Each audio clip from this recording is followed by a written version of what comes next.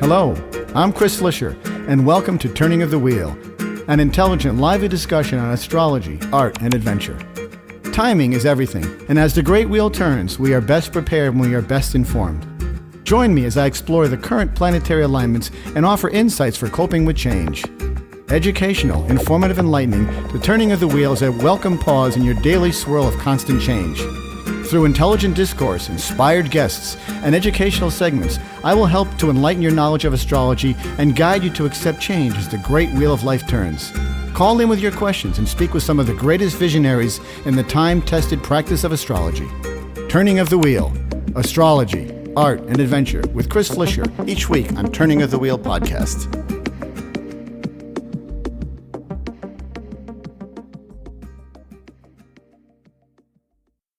Hello and welcome to Turning of the Wheel. My name is Chris Flisher, and this is a show about astrology, art, and spiritual adventure, and generally I stick to those topics, but I've always been fascinated with numerology. Numerology, I think of it as a very similar to astrology. There's an enormous amount of parallels that are there. My next guest is going to be talking about that for the numbers for 2020 coming up. Before we do that, I want to remind you about my newsletter, which goes out every Sunday afternoon. In there I do a few paragraphs of mundane astrology as it applies to all of us in the world. And then I busted out the individual signs beyond that. I also include links to my podcast. I include links to my television shows. And I also include a donate button. How ironic is that? The donate button is there for you to contribute to what I do if you would like it. I know people like it because I see a lot of people downloading. I got statistics on this stuff. People are listening. So why not throw a tip in the old tip jar and help keep the wheel turning? That always helps me get by. I'm a self-funded individual. I do not receive outside aid from anyone, so it's helpful to do that. I do this mainly because I want to help people understand astrology, numerology, and all these metaphysical tools. So I seek out the best people I can find to talk about topics that are relevant, especially as we are in the world today. And I want to preface a lot of this, what I'm going to say is that oftentimes in my conversation with my guests, you'll hear what may sound like a bias, but I want to reiterate this, that I try to be as objective as possible when I talk about these subjects. The fact that things are lining up the way they are is not a reflection of a political bias. It's a reflection of the actual cosmic events that are happening. The numerology, the astrology is spot on, accurate for the time that we're living in. We were talking about this 10, 15 years ago. To see it come to fruition is very exciting for an astrologer because it's validating, but also it is not fiction. This is what we're seeing. So if people hear me mention someone or talk about something, I have my own biases, yes, and I try to reveal, try to keep them under wraps. But for the most part, what we're seeing on the world stage is exactly what's happening in astrology. So they are parallel. They're mirrored exactly. So in that regard, it's very accurate. So without further ado, my next guest is Michael John Fierro. His website is Michael John Fierro. Fierro has 2 R's in the last name. Michael John Fierro, onelongstringofwords.com. MichaelJohnFierro.com. He's an old friend of mine. He's been on the air a couple of times, many times with me over the years, over the past 13 years. Probably one of my more popular guests I've had on. And we're going to be talking about numerology, that's his specialty, as it applies to the United States in the coming year, because we are in for one bumpy ride. So, welcome to the show, Michael. It's always great to have you on. Thanks for attending today. No, you're welcome. Always a pleasure to be on the air with you. Yeah, so we've always talked a lot about numerology and astrology together. You scratch my back, I scratch yours, and it's a mutually. But as modalities are concerned, the two of them are closely linked, and we can see an awful lot of activity on the world stage with regard to looking at the mundane charts for the horoscopes. And I'm wondering what you're seeing with regard to what you see in the way of numerology, with regard to the United States going forward, say the year 2020, for example, 2021, 2022. There's numerology numbers that apply to that. And you can explain that. That'd be great, and what your view on that is. Well, we're coming to the end of the current year, the current universal year being a 3. January 1st, we move into a 4 universal year. Now, this is a straight 4. It's not a 13-4 or a 22-4. This is a straight 4. Mm-hmm. And 4 in numerology represents structure, foundation, organization. It's kind of the things upon which we build. Okay. On the metaphysical side, the spiritual side, it's the 4 winds, it's the 4 directions. So the number 4 covers a wide gamut of different things. In the context of the United States and where we are and what's coming, and because it's a universal year, this is going to apply globally. We could be moving into very I don't want to be over dramatic and say dangerous, but we really, really need to be cautious moving forward. As they say, 4 is about structure and foundation. So the 4 universal year will give us and the rest of the world plenty of time to implement some programs and disciplines and whatnot that can help get us back on course to live in a world that serves everyone. Mm-hmm. Yeah. The negative side of the 4 is what scares me. Because the negative side of the 4 can be very controlling, it can be very domineering, it can be very dictatorial, authoritarian. It could very much be a harbinger of war. It could certainly be very restrictive. So, in this country, further restrictions on freedoms, further restrictions on what you can say and not say. The ever-burgeoning police state in this country that we talk about at times and at other times we ignore. But as with all things numerologically, there's a strong positive side, there's a strong negative side. My wish is that we land more on the positive side here, because for me, the negative side of this is not going to be a particularly pleasant thing. No. And we have such mercurial leadership that seems to only care about themselves and party as opposed to the country. That's a field that's ripe for planting of things that are not good. As we discussed the last time I was on the air with you, the United States and Donald Trump, their numbers track. The United States is currently in a 5 personal year, as is Trump. The United States essence number for the year is a 20/2, as it is for Trump. So the United States on July 4th in 2020 moves into a 6 personal year. Okay. Now, the 6 is very much about service to others. It's also about responsibility. So with the restrictions of the 4 and the elements starting in July of taking responsibility, it's going to be interesting to see how this plays out. Mm-hmm. So it's always about duality. It's the same thing with astrology. What's interesting about what your comments are, you talk about the number 4 as being a foundational sort of structural thing, the foundation upon which we build. That is very much a Capricornian sentiment or flavor, and that flavor plays in perfectly because we've got Saturn, and in the coming year we're going to have Jupiter, Saturn, Pluto, and Mars, and eventually the Moon and the Sun all in Capricorn. So it's a very, very powerful imagery there as well, just to substantiate what you're saying. Yeah. Okay. And again, as we discussed the last time, and it shows up again here, which is interesting. The essence number for both Trump and for the country was a 20/2. Mm-hmm. Well, actually, wait a second here. No, I'm sorry. It was a 19/1. Election day in 2020, which is November 3rd. That's a 9 universal day. Now, the election in 2016 took place in a 9 universal year. And one of the things I've always talked about with a 9, when you're moving from a 9 into a 1, it's imperative that you rid yourself of the things that don't serve your best interests. Okay. So it's a year to purge. A year to purge. Yeah, and this applies personally and universally. Okay. So if you do not rid yourself in your 9 year of those things that do not serve your highest good, that are just create, constant sources of upset and anger and conflict and everything else, if you don't rid yourself of those, if you carry them into your next cycle, they exacerbate. Oh, yeah. They amplify. Yep. Mm-hmm. In other words, if you think it's bad now, just wait.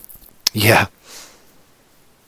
So once again, we are in a situation with an election on a 9 day that is going to carry a lot of weight, because this is the opportunity for this country on that non-universal day to end the madness, to get rid of this abomination that currently exists. Yeah. And lay some new groundwork. And because this is all going to take place in a 6 universal year, this is about the country taking responsibility and stepping up. We cannot continue in this country, no matter what your political affiliation is, no matter what your belief system is. Right. We cannot pretend things are hunky-dory. We cannot pretend that that everything's just going well and we should just believe whatever we're told, because our own eyes and our own experiences tell us otherwise. Yeah, exactly. I mean, it's very obvious. That's what's concerning, why people aren't recognizing that. Yeah, well, because, sadly, we've become a nation of sheep. Mm-hmm. And there is certainly a large segment of the population that tends to not think for itself.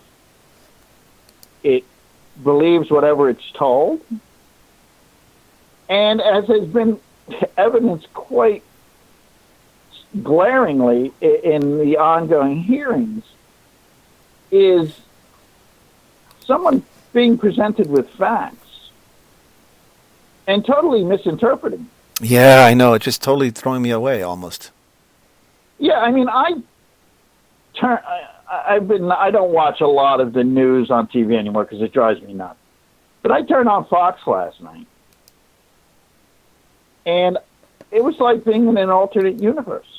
Huh, interesting. I never watched Fox. Interesting. Watched that hearing yesterday and come away with the opinion that everything went well and went in Trump's favor. It's just absolutely beyond my comprehension. Yeah, I can see that. That makes perfect sense. It's spinning the narrative.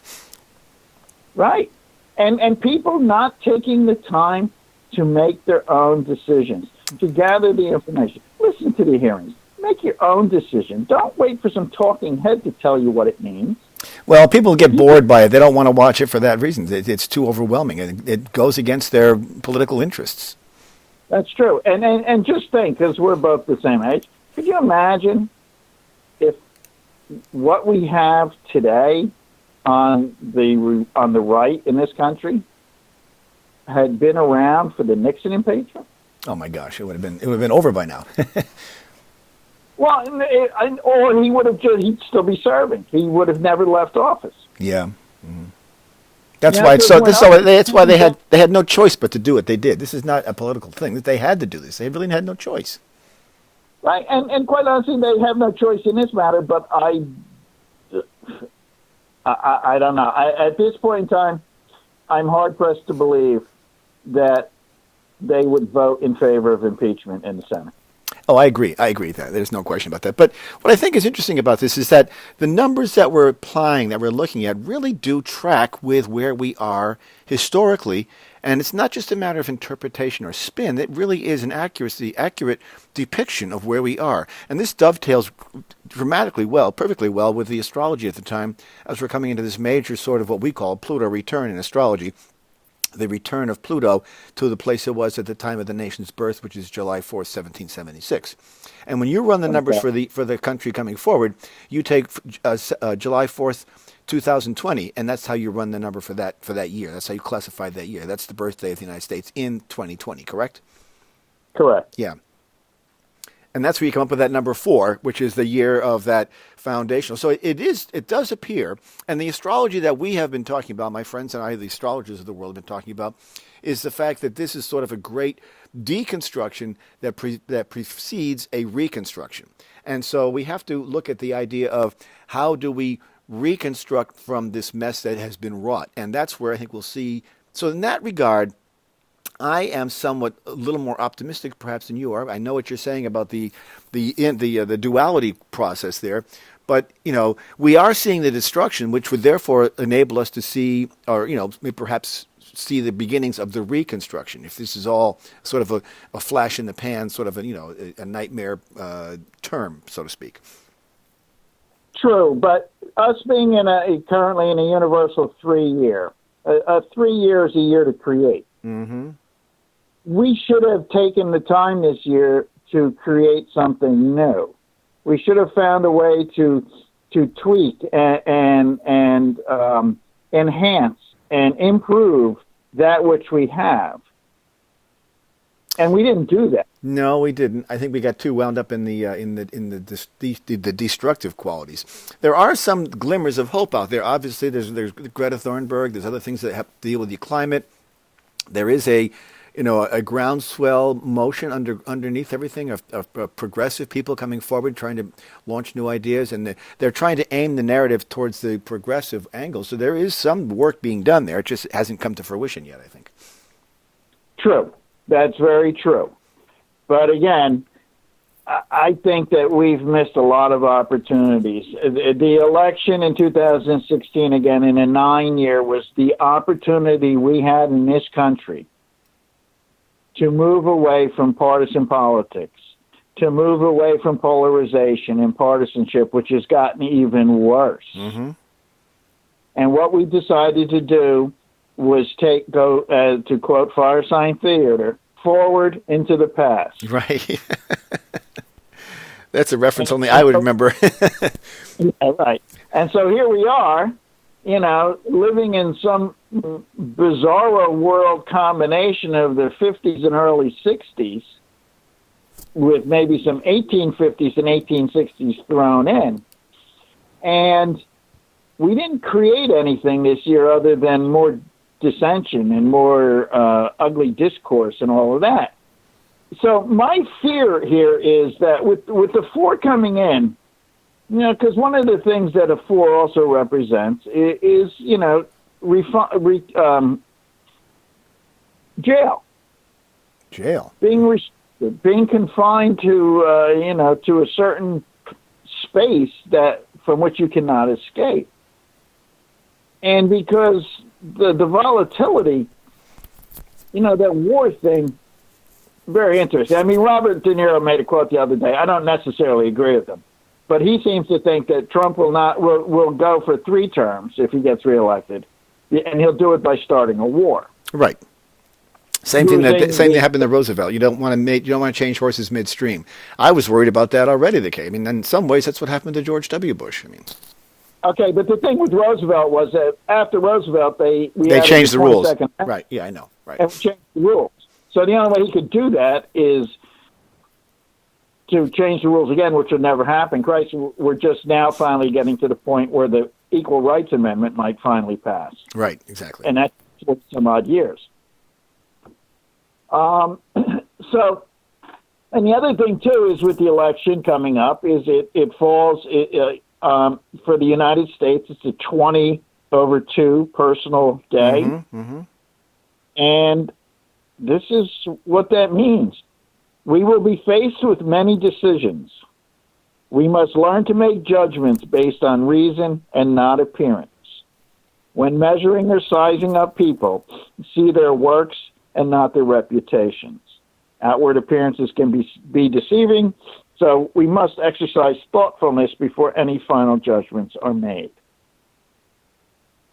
So my wish is that we have a more educated electorate. Right. That's a long process. It's a 20-year process. Right.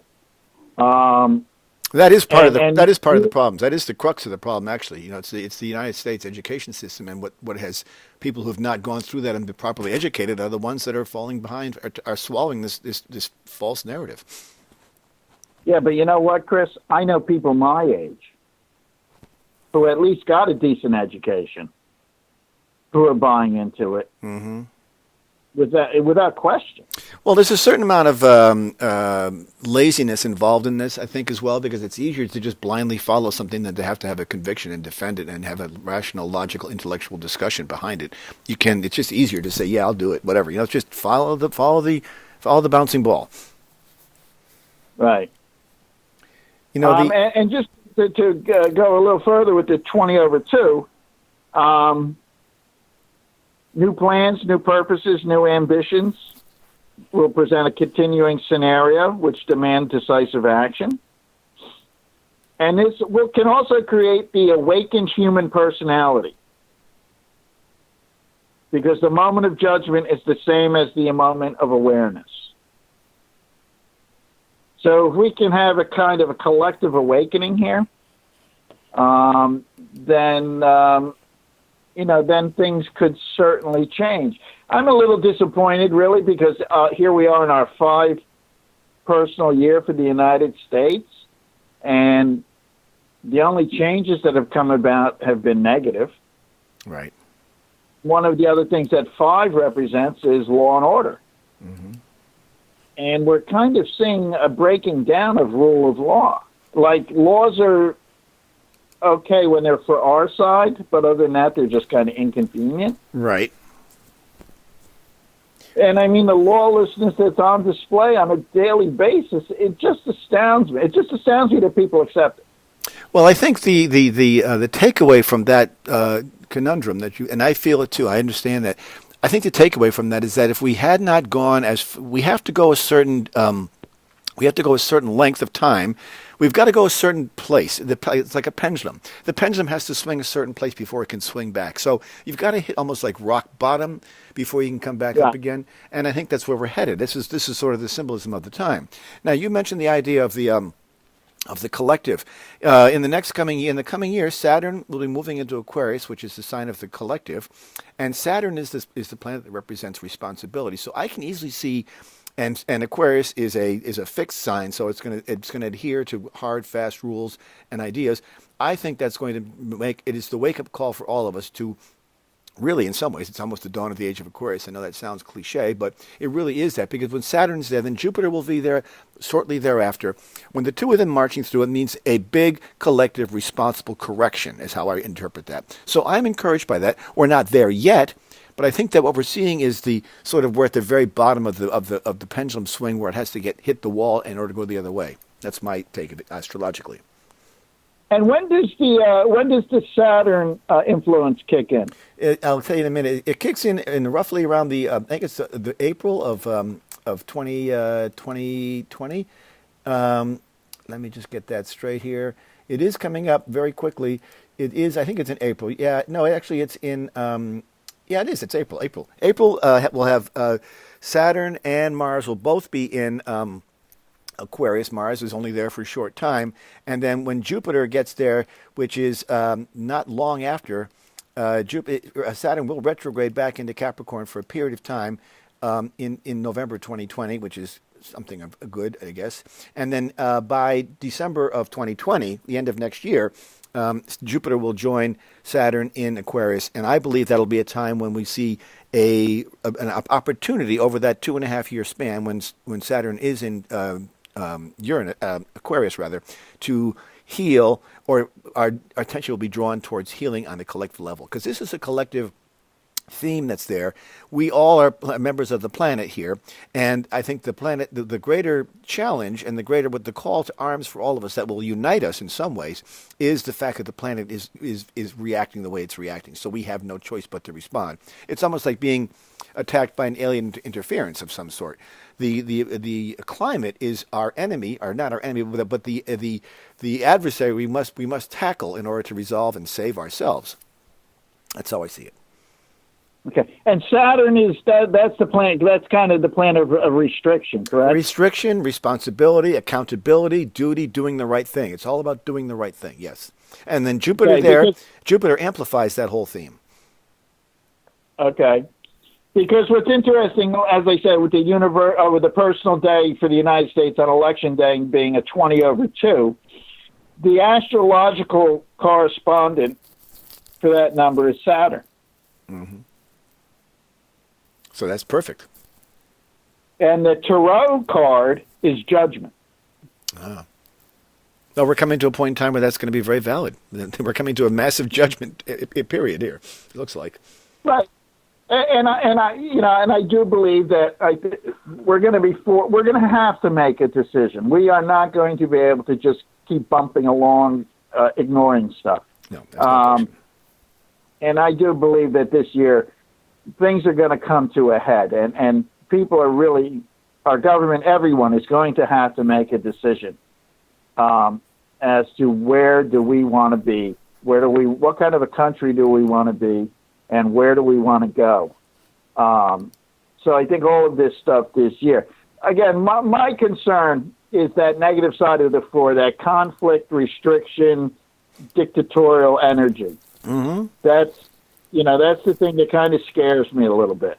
I can see that, and we can see signs of that very clearly, that it's there. I think that the red flags are going up at an appropriate time. I mean, the fact that they're so obvious right now, and that the intense impeachment hearings are so intense right now, indicates that people are paying attention, and that sort of the red flags are coming up. So maybe we can squeak by. I certainly hope so. Mm-hmm. Yeah, I certainly hope so. Because it just really boggles my mind at times. Well, coming from the generation we came from, we never would have thought we would have ended up here. I mean, I never would have thought we'd end up in a mess like this. Of course, none of us did. I always thought that, we were going to be in a much better place than this, just because of living in sort of the flower power generation. I came to believe believe very strongly that we were on our way towards a better place. But we we were too premature in my estimation of what that was all about. Now we just have got to take a longer, hard look at this and get back to where things really matter to us. It's interesting to think that I do believe in the duality of life. I believe astrology is a process that uses duality. I think numerology does the same, because there's always this, positive, negative quality to it, which is what makes the world go round. I do believe that we have to hit a certain spot in order to come out of that. With every high, there's a reflective low. With every low, there's a reflective high. And, as we vacillate in this period of time, progress is eventually made. It's very slow, which frustrates many of us in our information age, that it's so slow. But I think that that's the biggest problem, is that the action is happening. It's just happening so slowly we can't quite see where the road's going. But it's like the old analogy. When you're driving a car in the desert, at night, your headlights are on. You can only see as far as the headlights are, but you still keep going because you know that hopefully there's something ahead of it. Right. And going back to your point about our generation, we certainly were idealistic, perhaps overly idealistic. But what saddens me is the fact that our generation also holds great responsibility for where we are. Oh, I think so too. And to me, that's a big disappointment for me. The fact that somehow, we left the garden and ended up in the dump. Yeah, we did. We left the garden and ended up in the sandbox or something. We're not going the right place at all. That's right. And I think that what happened in the interim was greed got in the way, and money got in the way, and people put their priorities in different areas. Right. And now we don't have a leader per se. No. I mean, I can't think of many people in the world who are leaders that could inspire the entire world, let alone their own country. Yeah, they're just not. I don't see nothing. Nobody rises to the occasion. But that's when the darkness comes. That's when sometimes the light does arrive, and it may have to get really dark before that person arrives. But I believe that they're probably out there somewhere, or just haven't had their moment yet. Yeah, the other part of that too is someone of that ilk being willing to get into the fray. Oh, I know. It's a huge personal sacrifice. It's going to be a lot. I do see some people out there. I mean, they're hard to find as being a universal sort of, world leader, but I can see them I can see them on the national level for the most part.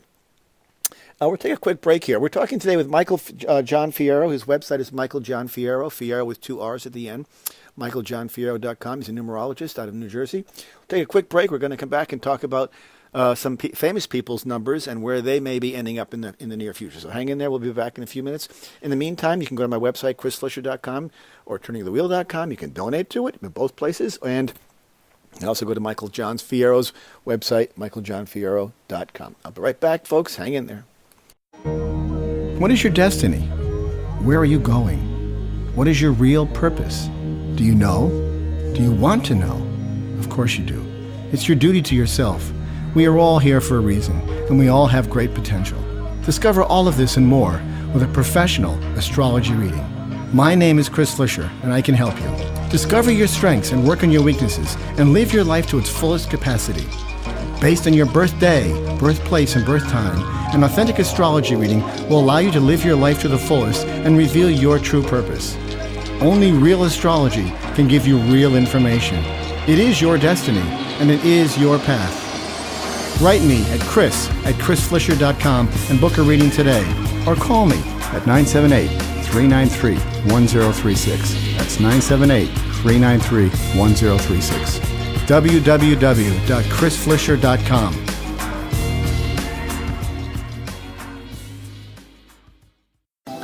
Astrology is the science of spirit, and it can serve as an invaluable aid in making the difficult choices in life and seeking truth in all the directions we choose.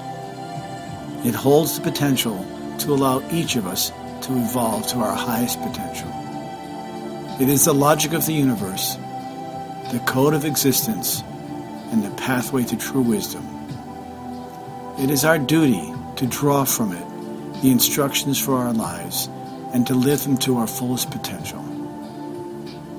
As the great wheel turns, we are best prepared when we are best informed.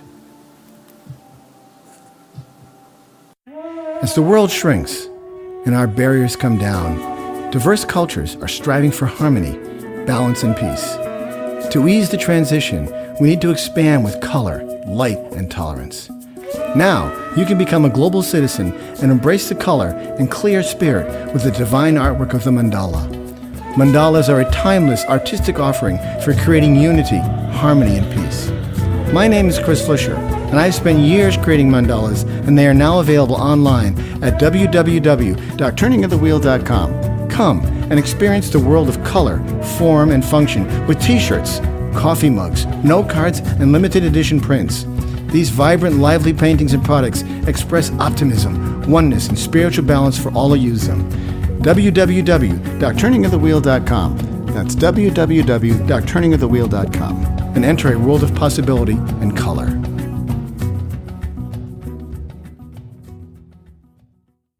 Okay, welcome back to Turning of the Wheel. My guest today is Michael John Fierro. His website is Michael John Fierro, Fierro with 2 R's, michaeljohnfierro.com. We're talking about the numbers and numerology and how numerology plays out in relationship with astrology. The two are very closely related, and they almost always work in parallel.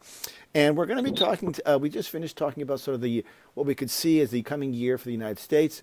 Very foundational, reconstructive year. That's how I'm spinning it in my head, at least. I'm not going to go for the destruction. I'm going to go for the reconstruction year, because that sort of dovetails with the sort of the Capricornian theme that we have going on in astrology.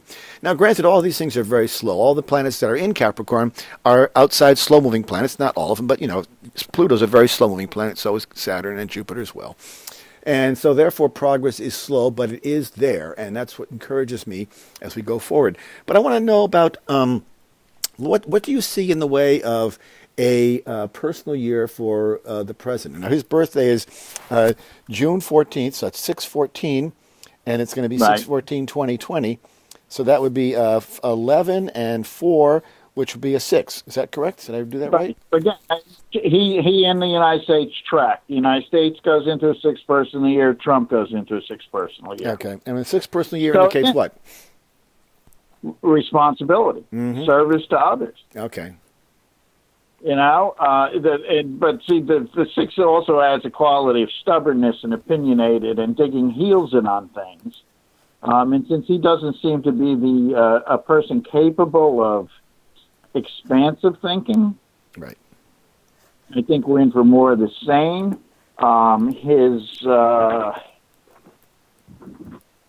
His essence number for the year will be 21-3. Hold on one second here. So there's an element of change there. It's kind of a potent period for him, in which the old order changes, making way for the new. So it's potent, but it could also spell his demise. Yeah. Or, what does it say for him physically? Let's see. Well, where is it here? Let me look. because I'm wondering, there's so much subterfuge and so much false narrative coming out of this White House. We don't know what is true. I mean, the fact that the guy went to the hospital the other day, they're talking up as it's a partial physical. Who goes for a partial physical? I mean, nobody in the world does that. So there's some things that... Like a physical. It's almost like he realized his insurance offered him a free physical, and he realized he hadn't had it, so he might as well get it in now, and then I'll go for another one. That doesn't fly with me. I think that he had something going on. I think that he has got health issues. Yeah, I believe he does, too. I think he has serious health issues. Yeah. Because even if you read what the doctor wrote, right, the syntax of what he wrote smacked of Trump's language abilities. Mm-hmm. So when we talked the last time about this, one of the letters he's under the influence of this year is a D, which is a physical letter. And one of the things that I highlighted on that was that many things will come to the surface that need attention and resolution. And that this condition may bring on problems, surprises, and details which may have been overlooked or ignored for some time. Mm-hmm. Well, that certainly fits the role, because he's not taking care of himself. I mean, he doesn't smoke or drink, but he certainly does everything else wrong. Right. And the lack of applying oneself will bring loss, regret, or illness. Yeah. So I do believe there's something going on beneath the surface there. Mm-hmm. And hold on, I'm just getting some other stuff. And I've actually been saying this for quite some time. I always kind of felt that he will use a health issue, real or imagined, as a way to resign. Yeah. It'll be an easy way out that way, and it's easier to resign than it is to be fired. Anybody will tell you that. And then you own it. He can go off on his own and say, "I had to leave because you people wore me out. Too much stress in this job," and blah blah blah. Exactly, and in the classic narcissistic vein, he will become the victim of his own health. Yep. He will victimize himself. Of course he will. Make everybody feel sorry for him. Oh, poor guy's sick. Let's help him out. Yeah, we can't hurt him now. He's down and out. It's a great angle out. I mean, it's kind of like, but it fits in with his narrative. You can just see him, at home when he's a kid and saying, "I don't feel well. I don't want to go to school because I got a test today," or something like that, and getting out of it. He's always finding the way out. Bone spurs. Exactly. Same thing. And Trump's lifetime challenge is a 4. Now, that's kind of, the lifetime challenge is also an indication of your major health challenges in life. Mm-hmm. So the health challenge for the 4, because of what 4 represents, has a lot to do with structural. Yeah. So he would have issues with his back, with his arms, with his legs, with his skeletal and circulatory system. Yeah. Mm-hmm. Severe arthritis. And also diseases in which an individual loses control. Think Parkinson's, things like that. Yeah. So there could certainly be something underlying there that we all know what it is. You get older, the health stuff starts to show up. Nothing you can do about it. It's true. Right. Something can, take skin cancer. You don't get skin cancer because you went to the beach yesterday and got a sunburn. No. You get it from years of skin exposure. Cancer result of something that happened that you did 20, 30, 40, 50 years ago. Exactly. Yeah. Back then we put on stuff to attract the sun. I remember that much. We didn't put it on to block the sun. We put stuff on to attract the sun. Right. I used to walk the beaches carrying a box selling ice cream. Yeah. I didn't believe in suntan lotion, and they didn't have sunblock back then. And my nose used to ooze and then get this crust on it. I'm surprised that my nose hasn't fallen off. Yeah. I had the same problem. And back then, as I said, I remember my sister and I using this stuff called See and Ski, which you'd put on and would attract the sun. You look like a giant reflective, attracting the sunlight to you to make yourself skin darker. But God, well, you only knew then, but we know now. Exactly. So going back to his health, it's interesting because, the health, the issues shown by the health challenges, it would behoove him or any individual who has a 4 challenge to learn to not be so rigid and to allow yourself opportunities to relax and have fun. I think that's why he plays so much golf. It's probably the only place where he can have fun. Right. He's not a very joyful person. Someone mentioned that, I think it was, I'm not sure, I saw it in some late night show. The guy never laughs. He doesn't ever laugh. You never see him laughing. He may smile, but if he never laughs, he's not a very joyful man. Doesn't have much joy in his life, which speaks to his inner problem, which is the core of his whole personality. It's not a very happy man, which is sad. Yeah, and he's very insecure too. Of course, that. And at that age, to be that way. Yeah, he only has 2 1s in the spelling of his name. So the average number of 1s in the average name is 3 to 4. So when you have less than the average number of any given number, it creates an issue. Mm-hmm. And when in the case of the 1, what it does is your sense of self isn't as strongly defined as it could be. Yes. And you have a tendency to be insecure. So what happens is you overcompensate. And because he's double 7s,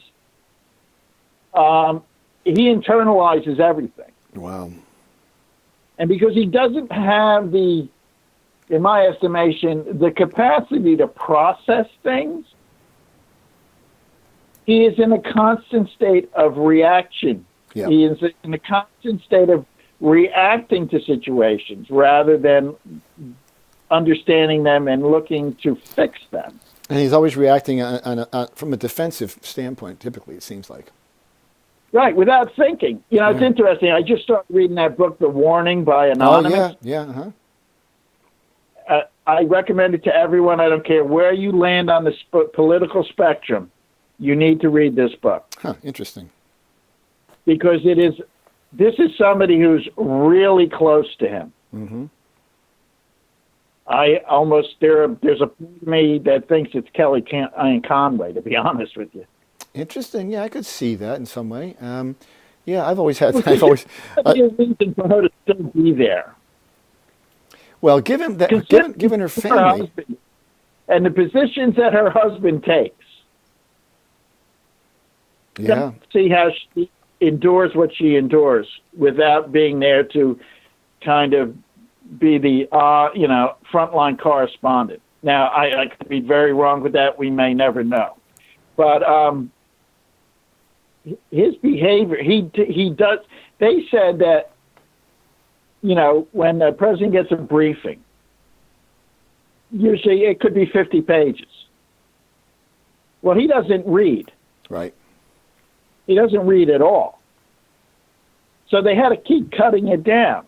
And then it was, he likes PowerPoint presentations. So they switched to PowerPoint presentations. Well, there were too many slides. So they had to cut it down even more. And it pretty much got down to the point that they give him 1 paragraph. And that was probably too much. A lot of pictures and stuff in it because he just doesn't comprehend. It doesn't track for him. Yeah. He probably never had to do it in all his life. I think that, here's a man who brags about his great grades, but we can't see his grades. Here's a man who brags about his money, but we can't see his taxes. There's always, the fact that stuff is all hidden is a clear indication that something is wrong, And innocent people welcome investigation. Yeah, they do. Please. That simple. Yeah. Yeah, please. I'll help you with your investigation. Nothing to hide the here. The fact that he can to hinder and obfuscate and just block things. Okay. I'm sorry. That's not the sign of an innocent person. And what are you hiding? If you're so rich, if you're so wonderful, why wouldn't you want to share that with the world? Exactly. That's the whole. It's blatantly obvious, but yet that doesn't seem like it works for him. But again, it's that internalized 7 energy which has manifested itself in extreme narcissism. He controls his own narrative, and even, I mean, look at when he went out on the driveway yesterday, and he had those notes in his hand. Right.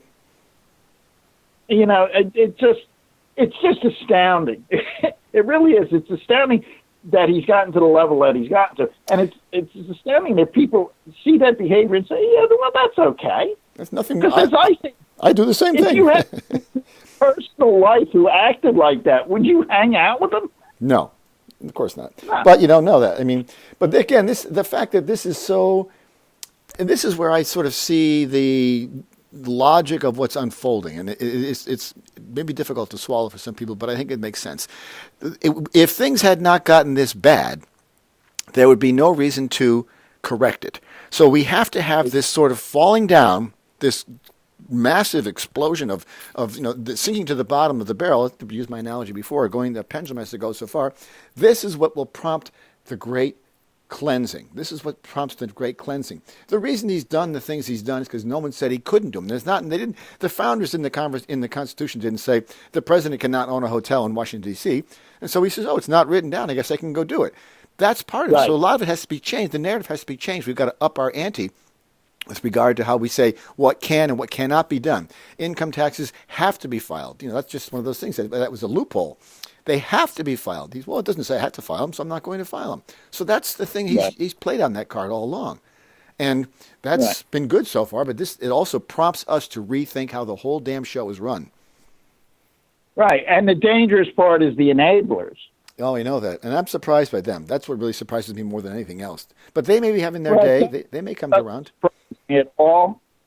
But some people, it's like, what are you thinking? I don't understand the people who throw away or who are literally throwing away their entire career. I don't get it either. I mean, they built a whole lifetime standing on something that they called them their backbone, and all of a sudden just throwing it away, just like that. Why? They will be remembered for this rather than what they did before.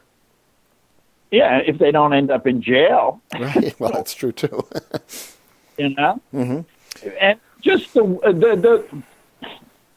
what gets me is the willful ignorance coupled with the willful participation in something that is wrong. Yeah, and how do you rationalize that? How do you jive that with your conscience after all these years of being, trying to be a righteous lawmaker or whatever? How does that jive in your head? How do you wrap your head around that? Yeah, and it's cliched as it is, but if this was Obama, oh my God, or if this was Clinton, they'd be building a gallows outside of the Capitol. Of course they would. Interesting. And what kind of baffles me is the lack of long-term thinking that, the day's going to come and it will be a Democrat. And now you've laid the groundwork for this aberrant behavior to be acceptable. So it kind of knocks out you being able to complain about it in the future. Yeah, I know. Wow, I just saw a headline fly across. Apparently Netanyahu got indicted on corruption charges. I mean, that's another place where we've seen a lot of corruption and, Well, you know what we're going to have to do now? We're going to have to hold back the aid. Oh, I don't know. But yeah, that could be. I don't know if that works or not. But I'm saying, see, this sort of supports my thinking that these things will all be rooted out. These will be, because the truth will prevail. I do believe that the truth will prevail. And goodness will prevail. That is my basic premise of my life, and I believe that way. I do think that basic good prevails, and people who are good will be admonished and rewarded. And here we see another example of this, and he's always been a questionable person in my book anyway. Yeah, yes. And it's true. And, it's like you say, you hit the bottom of the barrel. It's the alcoholic who gets to the point that there's no other way other than recovery. Exactly. And this country is kind of in a drunken stupor. That's very appropriate, I think. I think it's very appropriate. And one of the things, as much as I don't like him, I would never support him. I've also said I've said two things all along. One, we need to let this play out to its conclusion. If we subvert this from coming to its conclusion, whatever that may be, we're really setting ourselves up for it to happen again. Of course, that's why it has to be resolved. The other part of it is he has laid bare the worst of what this country is. Mm-hmm. The corruption in our government, the corrupting influence of money. Citizens United. Yep. Right, of self-serving, self-dealing individuals who are only in it for their own enhancement. Now, somebody explained to me Mitch McConnell. What? I don't get that at all. I don't either. Well, he's gotten a lot of money. You can see his salary has gone way up from outside, and he's getting bought basically. Oh yeah, without a doubt. And that's why it's so, to me, somewhat ironically funny that we will tell another country you need to straighten out your corruption. Of all people to talk about corruption, I know it's just that just flies in the face of any logic at all. Yeah, it's like the guy falling off the bar stool telling you got to stop drinking. Right, exactly. So, again, I agree with you. I believe we will come out of this. I believe, but it's going to take a collective effort. And I don't think, in many instances, that we've hit that rock bottom that will really jar people. Let's face it, Chris.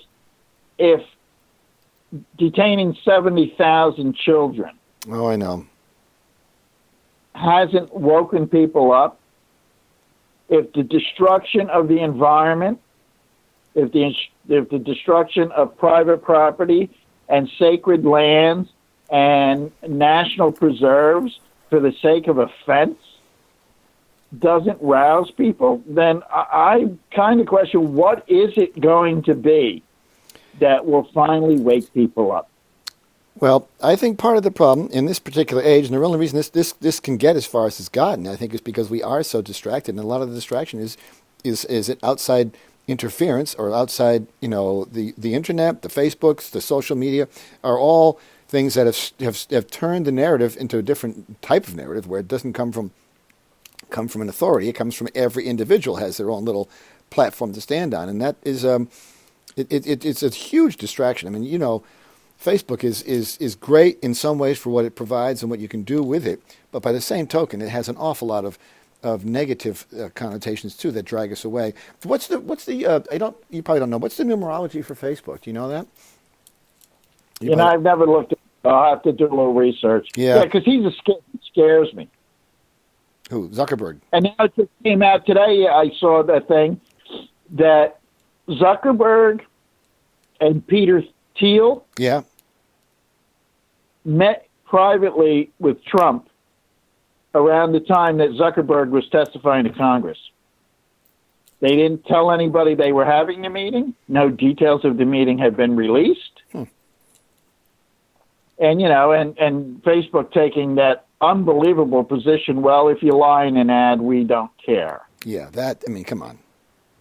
But if I post a picture of a set of women's breasts, I'll get banned from Facebook for a day or two. If I make a comment, I'll get banned for a day or two.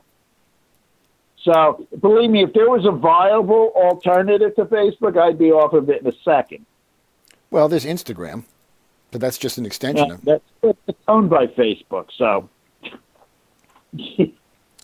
Yeah, I know. I have paired my friends list on Facebook. I probably dropped 70 people already this year. Yeah, I don't even know what my roster is even. I'm not on there enough to know. I mean, I pop in and look around, see what's going on in the news, and I get the heck out. Most of it's all advertisements anyway, so it doesn't really serve anything. It's just sort of a time suck is what it comes down to. Yeah, that's true. It's true. And I probably spend too much time on it also, but there's things if I don't, I'd be out in the streets screaming and yelling at people. So I know it is a good platform for at least getting stuff off your chest. There's no question about it, and it does give us a chance to rant and rave and at least know. But I actually am sometimes encouraged by what I see up there too, because my feed may be biased, but at least I'm encouraged by the way people are responding to what they're seeing, and I'm encouraged by that. People are outraged, and they are expressing their outrage. But what happens is that our outrage is directed to bits and bytes on a screen as opposed to action. You know, when I had friends dying in Vietnam or coming back with their legs blown off, we were out in the streets mad about it because that's how we got action. That's what's happening in Hong Kong right now. People are in the streets. And the biggest question is, why are we not in the streets? We're not in the streets because we have Facebook that provides that for us, and everything is all delivered to our doorsteps. We don't have to leave our house. You can stay in our house for days and everything delivered to you. Right. No Exactly. human intervention whatsoever. No contact at all. Just through the screen of your phone or your computer, you can have your contact, and that sort of satisfies some sort of social need in us, collectively, I guess, enough to leave us indoors and not getting us outside to actually discuss things in person. That may change as well.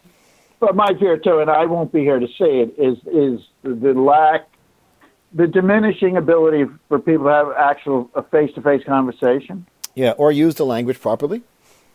Yeah. Well, there you go. That would be nice. Yeah. But you go out to a restaurant and you see two people sitting at a table and they're both on their phone. I know. It's really remarkable. I don't get that either. I mean, I could see if I don't know. I mean, I just think that wouldn't happen. That just wouldn't happen 20 years ago. You have to talk to people across the dinner table. I mean, that galls me. I mean, it's the lifeblood of interpersonal relationship. I know.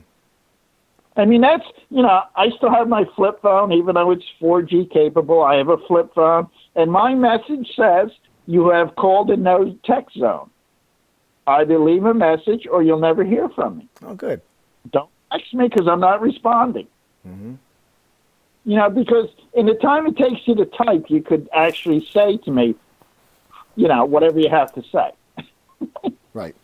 Because you type, and then I have to deal with abbreviations and misspellings and bad it's a pain in the neck. It's a pain in the neck. It's terrible. Yeah. I can't imagine. I mean, that's actually a pretty good way of solving that problem. It sort of forces you not to have to deal with the text messaging. I mean, I do find text messaging helpful, but I think that having the flip phone does make it different because no one wants to go through the torture of trying to type out thing on a keyboard like that. Right. And again, if I can't have an actual conversation, be it in person or over the phone, then you're really not a person I want to have a communication with. I really don't, because there's no inflection. Yeah, you can emoji the shit out of stuff, but there's no inflection in texting. When you have a conversation, there's inflection in your voice. There's the way to put emphasis on words or whatever. None of which you can do while you text. There's no nuance. Nuance is lacking, and I think the nuance is what's the most critical piece, because that's where the humanity begins to show. That's where the body language comes from. That's where the real, you can make a comment, and I mean, I've had this experience where I've made comments that I thought were hysterical. Other people said, "Why are you being so mean?" I'm like, "Wait a minute, I'm only joking here," but it's just got taken out of the wrong context. It happens all the time. Yep. And that's the danger of it's the lack of nuance, and that, of course, all these artificial platforms do that. It does provide a greater reach. Yes, you can text somebody in China. Yes, you can talk to somebody in Australia. All that stuff is wonderful, but to what cost? I mean, is it worthwhile to do that? Or is it better to have the conversation in person or over the phone, at least in live talk? I mean, along those lines, I befriended someone on Facebook. I never met the woman in person, but sounds odd. We hit it off the first time we connected on Facebook. Right. And she passed away a couple months ago. Okay, I'm sorry. And I felt such a sense of loss for a person I had never met. Yeah. That it astounded me. That's interesting. Yeah, I can see that. I would bother that me too. Yeah. Yeah. So, it's weird because you're friends with people you don't even know. You may never meet them in person. And, there are, like you, I've never, well, yes, we did meet. I'm sorry. Yeah, we met. But we connected the first time we kind of hooked up. Yeah. There's other people like, okay, I don't even know why I'm friends with you here.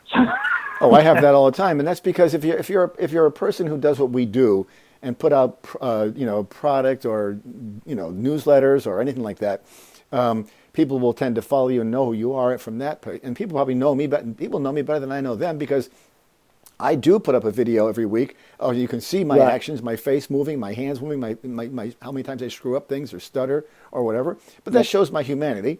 And the same thing is true for the show. People can understand a little bit about me from that. So they know me better than I know them. And yet I don't know them, but they're following me on my Facebook feed. And that's why I'm not up there too often, because I just can't, I don't know, it just doesn't work for me. I just want human contact that's what I think is more natural. So, but in summary to our thing, looking forward, I mean, I do believe that this is a moment in time when the pendulum is coming to the end of its long swing in one direction, and will bounce back. I mean, we can see that historically that history may not repeat itself, but it sure does rhyme. That's the famous phrase from Mark Twain. He also said that politicians and babies should be changed regularly. So I take a lot of faith from what Mark Twain has to say. But the idea is that I think that if we're at the end of this cycle and that we are beginning to see, we have to hit, like you said, it's the alcoholic description is the right one for it. You have to get so far, hit rock bottom before you can come back out. And that's where we are as a country. And so I'm encouraged by that, because that also lightens the road forward as a giant world of possibility that could be out there if we get this stuff together. Once we clear house here and get stuff together, clean up, we have a bright future ahead of us, I believe. Yes, and I agree with you with that, Chris. I do. I'm a little. I can be a little cynical at times. Well, you can worry. There's nothing wrong with worrying. That's a very typical Virgo trait. I know you're a Virgo. You're a triple Virgo, and so you're entitled to worry, and we'll allow you to do that. As you know, so it makes it even worse. I know. I do know that. But anyway, we had a good conversation here. We meandered a little bit, but I think it's all relevant. I think it's all good stuff to talk about. It's good ideas to chew on and keep in our mind, because it's good for us to be reminded of how much potential there is in the light of all the darkness that we're in. There still is a lot of light, and I think that we have to be more cognizant of that going forward, and we will do better as a result. And we also have to be able to present to people the spectrum of ideas, the spectrum of energy, the positive and negative things, so people can kind of choose accordingly. And I would say that people should be less lazy, would be my ideal. If they are better informed and less lazy about blindly following leaders, I think they do much better. But that's for sure. My guest today is from Michael John Fierro. His website is Michael John Fierro, Fierro with 2 R's at the end, michaeljohnfierro.com. He's a numerologist. I encourage you to get there. He's got some great books. And he's often a speaker out there. If you ever get a chance to see him, do so. And remember that numerology will provide a very, very close parallel to astrology, and they really are, different children of the same mother, so to speak, if that's possible. Or there's some phrase in there, I keep forgetting what it is, but they are related very closely, and they do substantiate each other with the knowledge that they bring. And I encourage you to look into what it is. It does change each year, and it is based on your birth date, place, and time. And Michael is one who can give you a very good reading about that, so I encourage you to do that. And perhaps if you wanted to, you could see what it looks like on Facebook, but he may not want to take you on as a guest or as a friend. Anyway, Michael, thanks so much for talking today, and be well, and let's hope for the future. It looks better, gets better as we go on. All right, buddy. All right. You've been listening to Turning of the Wheel with your host, Chris Flisher. To schedule a reading with me or to order artwork, you may visit my website at www.turningofthewheel.com. That's www.turningofthewheel.com. Or you can call me at 978-393-1036. Thank you. And as always, be open to possibilities.